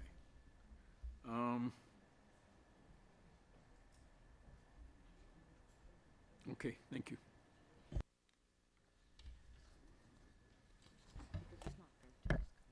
Okay, Councillor Palacio?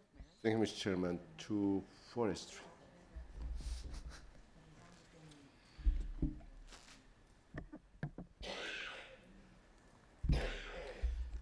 Mr. Dida, and this is a follow-up question to Councillor Nunciaras. In terms of the tree, I think that's we have a healthy tree there. Now, if a condition was being put forward that non-mechanical excavation be allowed within the tree protection zone, that may damage the root system of the tree, and for any work to be done in consultation and to the satisfaction of your division, so there is some sort of monitoring to ensure that there is no damage to it. Would that kind of condition be satisfactory to you in terms of protecting the tree? I think so, yes, that will be. Just for information that urban forestry will hold the tree protection guarantee for this tree. So there would be Then, a little credit. Yes, and we'll refund it later if everything goes according to the tree protection plan on the file. Plus, the applicant should be required from us, from our forestry, to provide detailed information, how much this parking pad is going to injure the tree, if that is acceptable. He's proposing a parking pad and piers and permeable stuff, so that is acceptable. Plus, one more thing, the applicant is required to comply with all the requirements in order to comply regarding the violation of the tree bylaw, which he started to do that, but still it's not acceptable. After all of these things done, maybe urban forestry will be ready to issue the permit to injure the tree. So to answer your question, yes. Thank you, Mr. Dia. To another question to the clerk. It's I'm referring to the percentage of ballots returned. So my question to you, it has to do when the ballots, now given the activity within the real estate market, and my experience has been that the information within the impact is totally old, antiquated, is not up to date. So if you have a large number of ballots returned, can you please just clarify for me what could be the reasons that that's happening? Because usually people will reply yes or no, but when they're returned, so to my point in terms of absentee landlords perhaps, or as I mentioned, the real estate market activity.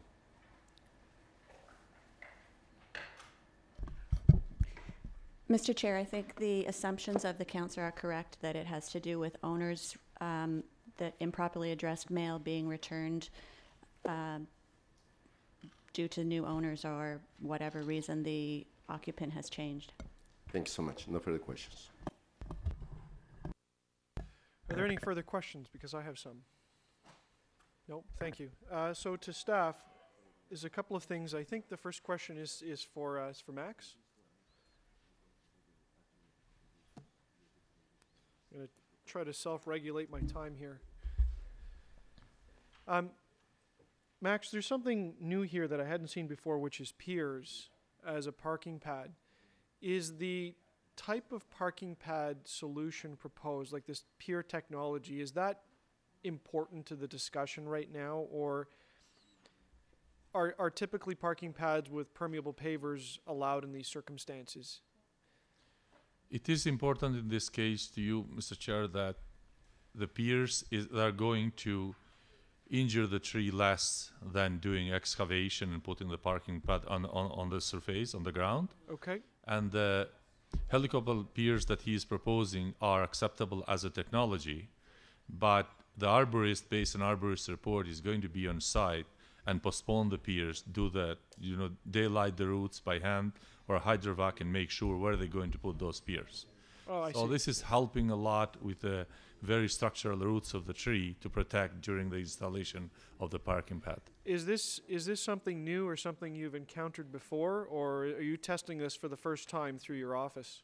Oh, have been a couple of sites that you use that. It's kind Okay. of acceptable to us. There have been a couple And of you sites found it that we use acceptable. that, So yeah. this is tracking towards an acceptable scenario, Injury. although you haven't signed off on it yet. Yeah. Okay, thank you very much. My other question is for the staff that have written the report. One of the statements by the resident was that the deletion or the installation of the ramp would still result in 21 parking spaces on the street. I just want to be clear, I don't know the street that well. How many parking spaces are there today, and how many parking spaces will be preserved once the ramp is installed, as proposed? Okay, currently there are 61 spaces within the block itself, and 38 permits have been issued. So 38 of the 61 spaces are already allocated, meaning that there's 23 spaces still available. So in reducing one would reduce it down to 22 spaces. Okay, and the mathematics or the measurement, ramp to ramp or break in the sidewalk, the installation of this ramp truly means you cannot put a vehicle in that spot any longer. One space will be lost, correct? One space will be lost. Okay, one of the things that we heard today was that there was some concern over the polling. And there also seems to be some concern about the completeness of the analysis on the trees and the tree injury. Is there and one of the things that the owner has come and talked to us and said, he's gone around now that there's a change in the way that the tree is being handled that really affects maybe the sentiments of the neighbor. So we've got really a different file before us. Is there a mechanism or a route that this thing may be referred or reconsidered or reopened or repolled? Have we any experience in situations where the proposal has changed enough that it may have changed the thoughts of what the poll says? We have had circumstances where there's been discrepancies with, or not discrepancies, but where the property owners were not aware of the poll, and they weren't able to go around getting or speaking to the neighbors about their proposal on that. In the past, I believe we did 1 or 2 repolls of certain areas, subject to recommendation from a community council. Do you believe there's value in doing a repoll here, or I wonder if the council will just move anyways? That's up to council. What would the mechanism be? Would it be a referral back to you to have the report further generated? Would be just to request a repoll and report back on the results. Okay. One of the other statements by the owner is that that he is expecting the neighbor to submit an application for a parking pad on their property, which is adjacent. Does the decision today in any way affect the eligibility of that neighbor's parking pad proposal? So I would put to you, if a ramp is established today by deleting a parking space, the fact that they may not need a ramp may validate their ability to get a parking space if there's no other conditions that would withhold it. They would still require their own ramp. Unless it's a joint application, then the ramp would be shared by both, so the ramp would be in the middle of both properties. Is a joint application something new? No, we've had joint applications for many years. But that's not what's before us today. Correct. And would your analysis change in the case of a joint application? Pardon me.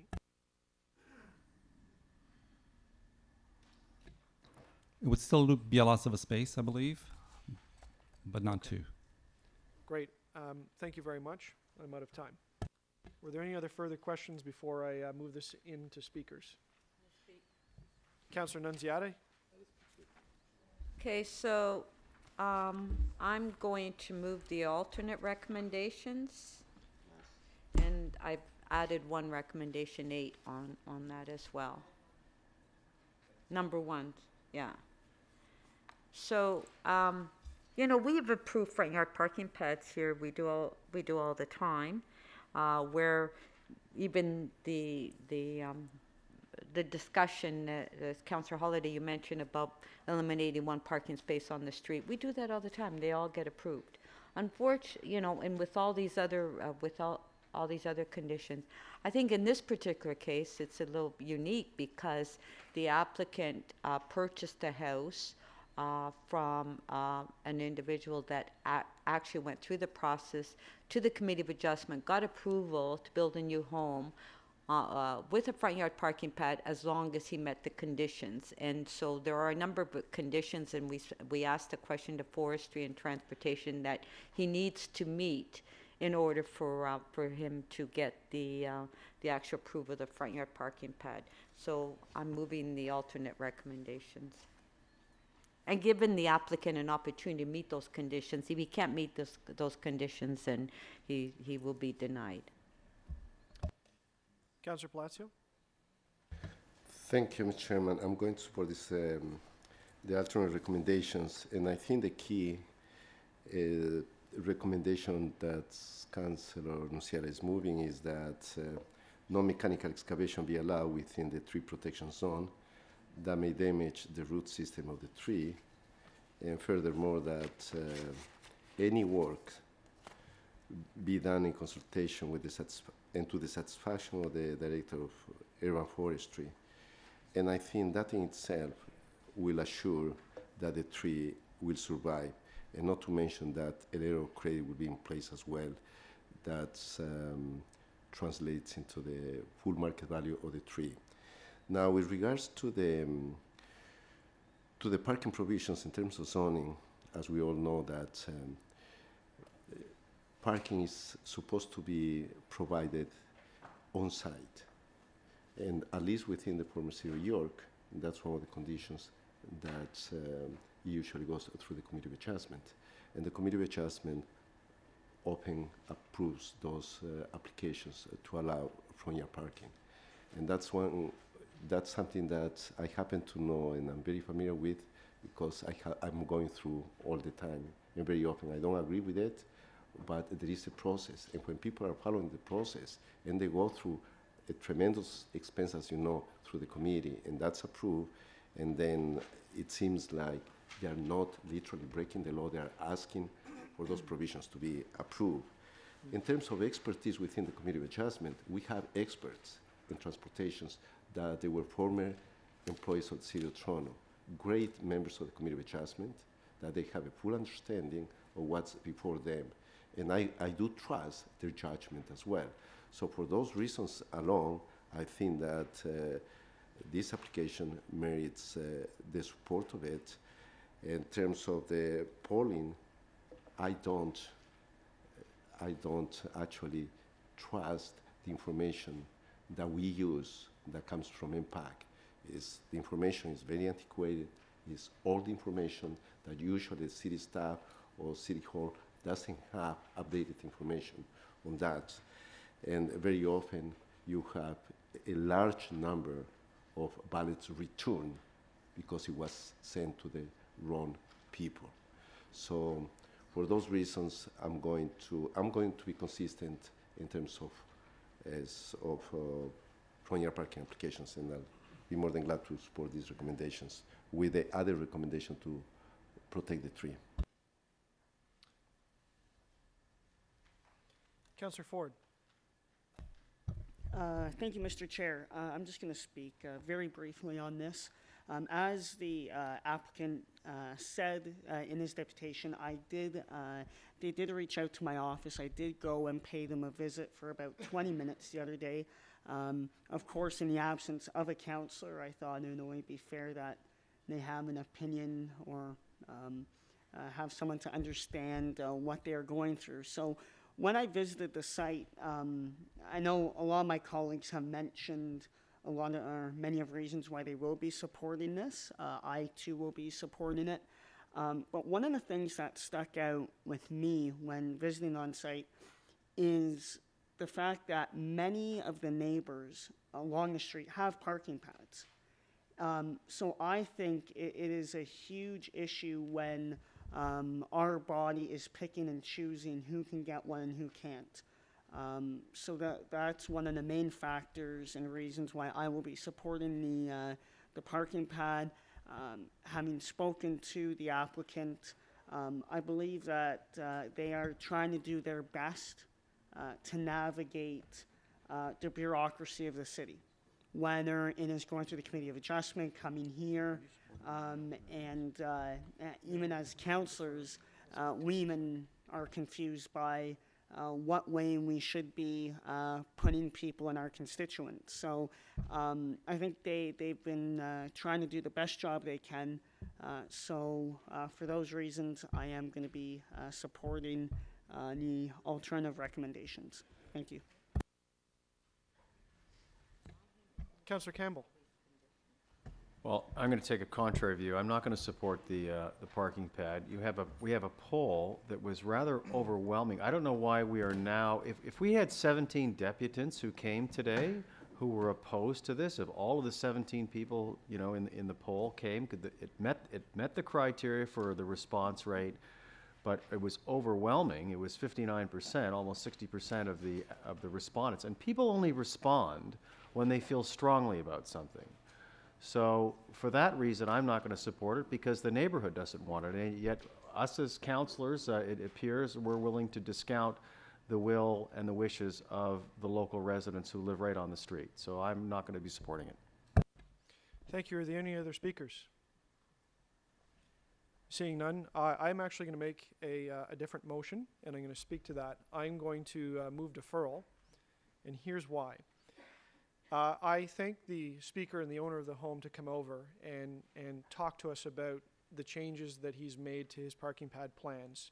And I actually, on balance, you know, I'm interested in what he had to say, and I think he's tracking towards something that's acceptable. I think things have changed, and I'm not sure about the poll. I'm just not sure, and he brought some letters forward, and that poll might change, but I don't know because the poll hasn't been done. What has changed, and what is very important, is that he has mentioned that his neighbor is now interested in a parking pad. And this whole situation has changed because I'm convinced that once we put the ramp in, that neighbor has a straight walk-through on the parking pad next door. And we're now dealing with 2 for 1 in this situation, even though that application hasn't been made.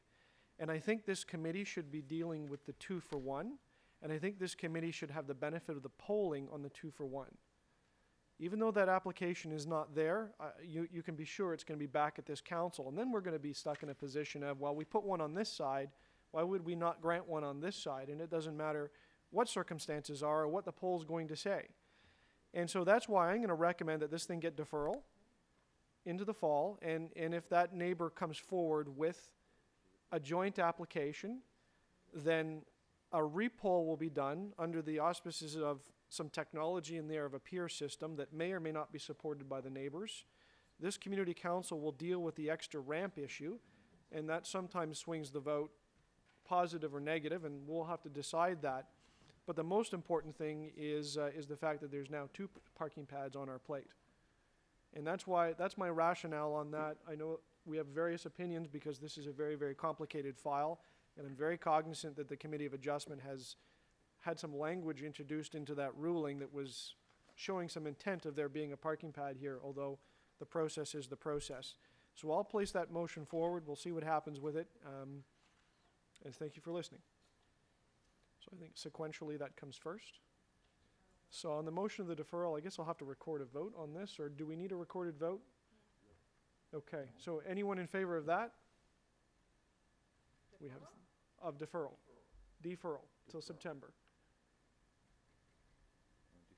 So we've got 3, so that fails. And then on the alternate recommendation placed by Councillor Nunziata, we've got 1, 2, 3, 4, 5, 6. That carries. Anyone opposed? Thank you.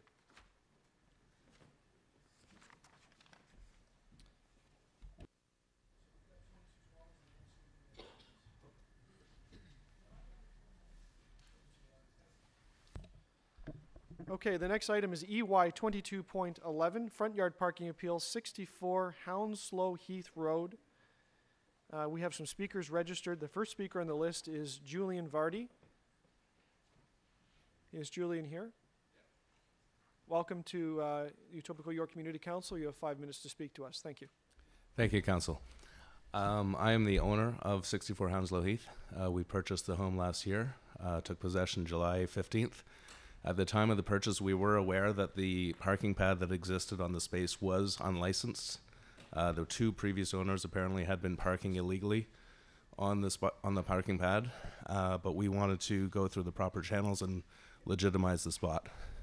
So we've gone through the process. We had a favorable pull from the neighbors, and we are just waiting on approval of the appeal due to the tree protection zone. A word on the parking spot for us. We have two small children, one 17 months old and one 7 years old. There is no street parking on our side of the street. So every time we have to use the car, we're crossing the street with our young children, which is not ideal from a safety perspective. In addition to that, my father-in-law has mobility issues, so when he comes to visit, it's difficult for him to get to our house sometimes because he can't park in our right on our property. So we have the tree is quite far from the parking pad. I believe it's near the edge of the protection zone, and we would just like to request that an exception be made for that. Questions? Councillor Campbell. Hi, good afternoon or good morning. The picture that we have, so you're parking there now. We are not parking there now. You're not? We're parking on the street. But there's a parking pad there, but there's no ramp. Exactly. So the guys before, they parked there without the ramp. They had an SUV and they just ran up the curb. That's what they're for, I suppose. All right. Okay. That's all. That's my question. Thank you. Councillor Platzer, the question. Thank you, Mr. Chairman. Good morning, Mr. Verde. Good to have you here, and welcome to Ward 17. Even though that you didn't and go through my office in terms of the application, but I did visit the site, and I happen to be very familiar with that street, very, very familiar with that street, including the previous owners of who they live there. Now, my question to you is in terms of the tree, the existing tree there. Mm-hmm.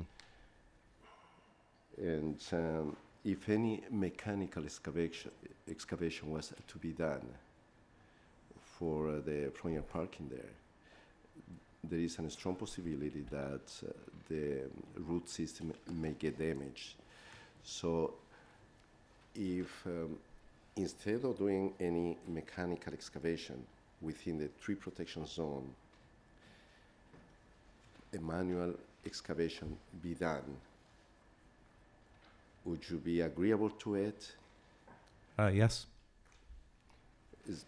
So you'll be okay with that, because I'm planning to move a recommendation that in terms of protecting the tree, and we are very serious when it comes to the tree protection, to the tree canopy in the area, and to protect those trees. So that's very important to make every effort to protect that tree. So I'm going to be moving a recommendation to that effect, but you'll be okay with that recommendation to make sure that everything is going to be done to protect it. Yes, I am agreeable to that. Thanks so much. No other questions. Thank you. Any further questions? Seeing none, thank you, sir. Thank you. Our next deputant is Tao Tong. No? Teo? No? Any further speakers to the item before bringing it to committee? Seeing none, questions of staff? Seeing none, Councillor Palat. Sorry, Councillor Doucette, questions of staff? Thank you. So in the picture I'm looking at right now, where the proposed parking pad is interlocking brick. Would that be sufficient to qualify as a parking pad? So he doesn't have to do any digging? It's not quite wide enough. Part of the concrete walkway would have to be replaced to make it all permeable. The other option would be leave everything the way it is. Which is better for the tree? Correct. Leave everything as is? And just do a curb cut? So all he needs is the curb cut, and the only reason you've turned him down is because it's within the tree clearance. So if we want to protect the tree, it'd be more sensible to leave it as is and just do a curb cut. Is that I believe right? so. Yeah. Thank you. Seeing no further questions, Councillor Palazzo to speak. Thank you, Mr. Chairman. I'm going to move the alternative recommendations, including another recommendation that will be number 6, that no mechanical excavation be allowed within the tree protection zone that may damage the root system of the tree, and furthermore, any work be done in consultation and to the satisfaction of the Director of Urban Forestry, Parks and Recreation. So I'm moving that recommendation as I ask the property owner that in order to protect the tree, we may have to go the extra mile to ensure that no mechanical excavation is done within the tree protection area, which is a small area. And to Councillor Doucette's point, since that most of the area already has interlocking, they will have to work within that section there and to ensure that there is no major excavation. Now, in terms of the polling, 91% of the community are in support of that application. Yes, Councillor Campbell, 91% of them are in support of this application. And that, to me, as an elected member, that speaks volumes. If the community is in favor, I will definitely support something that the community wants. In this particular case, and parking is a requirement there. People travel and to work, they have a small family, and there is a tremendous need to accommodate that front yard parking there. For those reasons, I will allow this application, and I'm going to ask my colleagues to support this application as well, with those conditions. Thank you. Thank you, Councillor Palazzo. Any further speakers to the item? Seeing none, Councillor Palazzio's motion is on the screen. All in favor? Opposed? That's carried. In favor.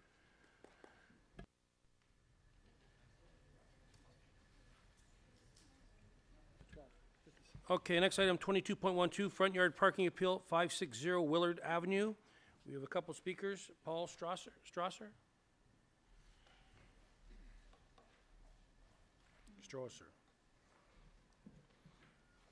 Good morning, sir. Welcome.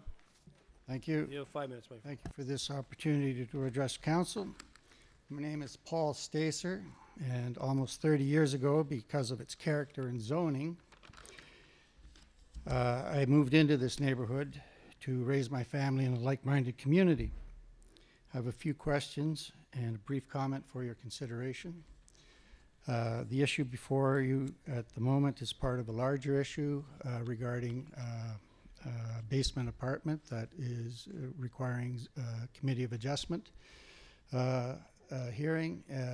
As a matter of record, I've spoken to that to the committee of adjustment, and also I've been in communication with Councillor Doucette's office regarding this.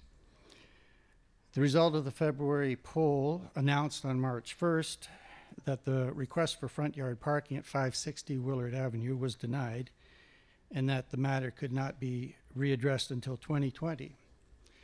And yet here we are debating an appeal on that ruling. So my first question is general.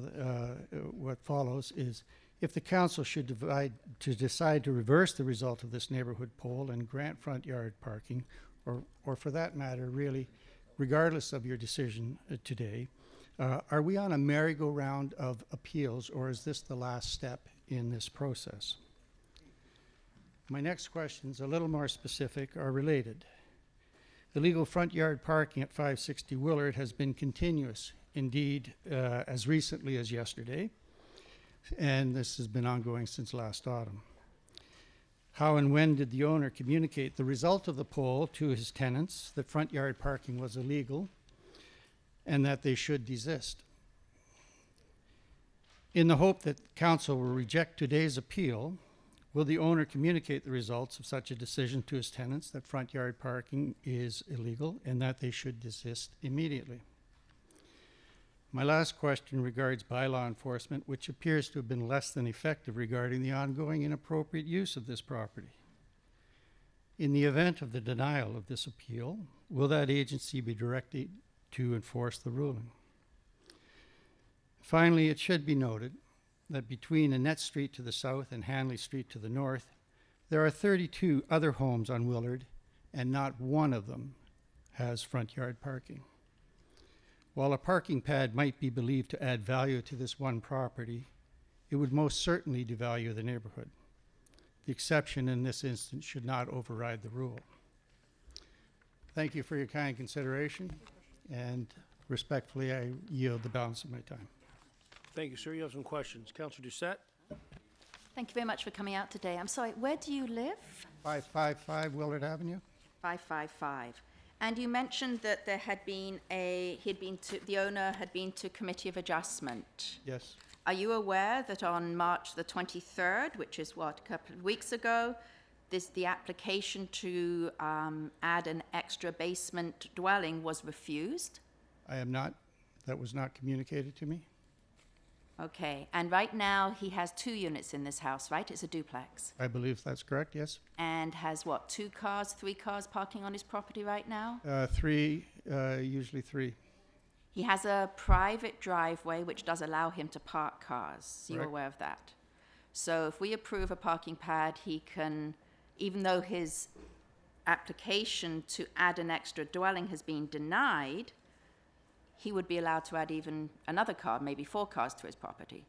That would appear to be the case, yes. Thank you very much for coming.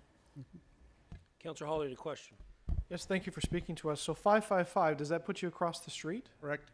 So you have a good line of sight. Does he ever, or do the people that live there ever park in the backyard? By the looks of it, there's a driveway. The driveway is in use, yes. Always at least 2 vehicles there, and often overhanging the sidewalk, public sidewalk. What about And between the houses, though? between the houses? Yeah, it looks like the driveway proceeds between the houses, so I'm assuming there's a garage in the back or a parking space in the back? I don't believe there's a garage, but in my opinion, I think that the driveway could be better utilized. So, in your opinion, could you drive a car between the 2 houses and park Yes. in the back? And they're just not doing that. They're parking in the I front. believe that's possible, yes. Okay, so they've got 2 cars in the front, and who knows how many on the street? Can't say. Effectively, what this is, in my opinion, is the creation of a double parking pad in front. Because you've got the driveway already is one, essentially.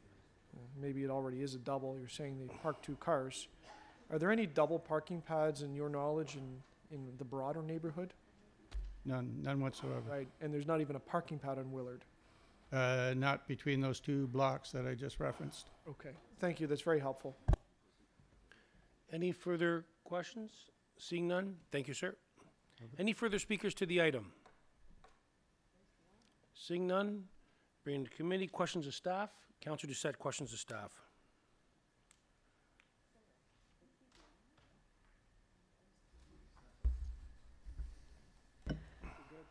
So I'm going to ask you questions about the parking pad. I don't know if there's someone later who can answer questions about Committee of Adjustment. So we have a parking pad request here where he has a private driveway. Now, this is something I'm not as familiar with. Can you tell me the rules about parking in a private driveway versus mutual driveways where you can't park? On a private driveway fronting the main front wall of the dwelling, parking is permitted under the new zoning bylaw, I believe. Under our front yard parking bylaw, it is permitted without requiring the requirement of a permit or a license from us, as long as the vehicle doesn't overhang the sidewalk and provides a 0.3 meter clearance.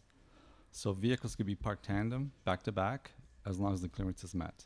Okay, so as long as they're not overhanging the sidewalk, they can park as many vehicles as they can fit down that private driveway. Within the limits of the driveway, yes. Right. If this is rejected, what does he have to do with the property which he has cars illegally parking on right now? We are requesting that the area be restored to green space. Would he have to do something so that he could not physically park a car there, or would it just be making it into, say, grass? Would grass be a green space? That's correct. That would be our recommendations. Would it have to be council, or would it be transportation who would maybe insist on planters or something so it could not actually be used to park? And the area right now is gravel, so if it was concrete or any other type of paving, we would request a planter so that it wouldn't be used. But since it's gravel, it's easier to remove and reinstall some sodding or planting area of some kind. Okay, no, thank you very much.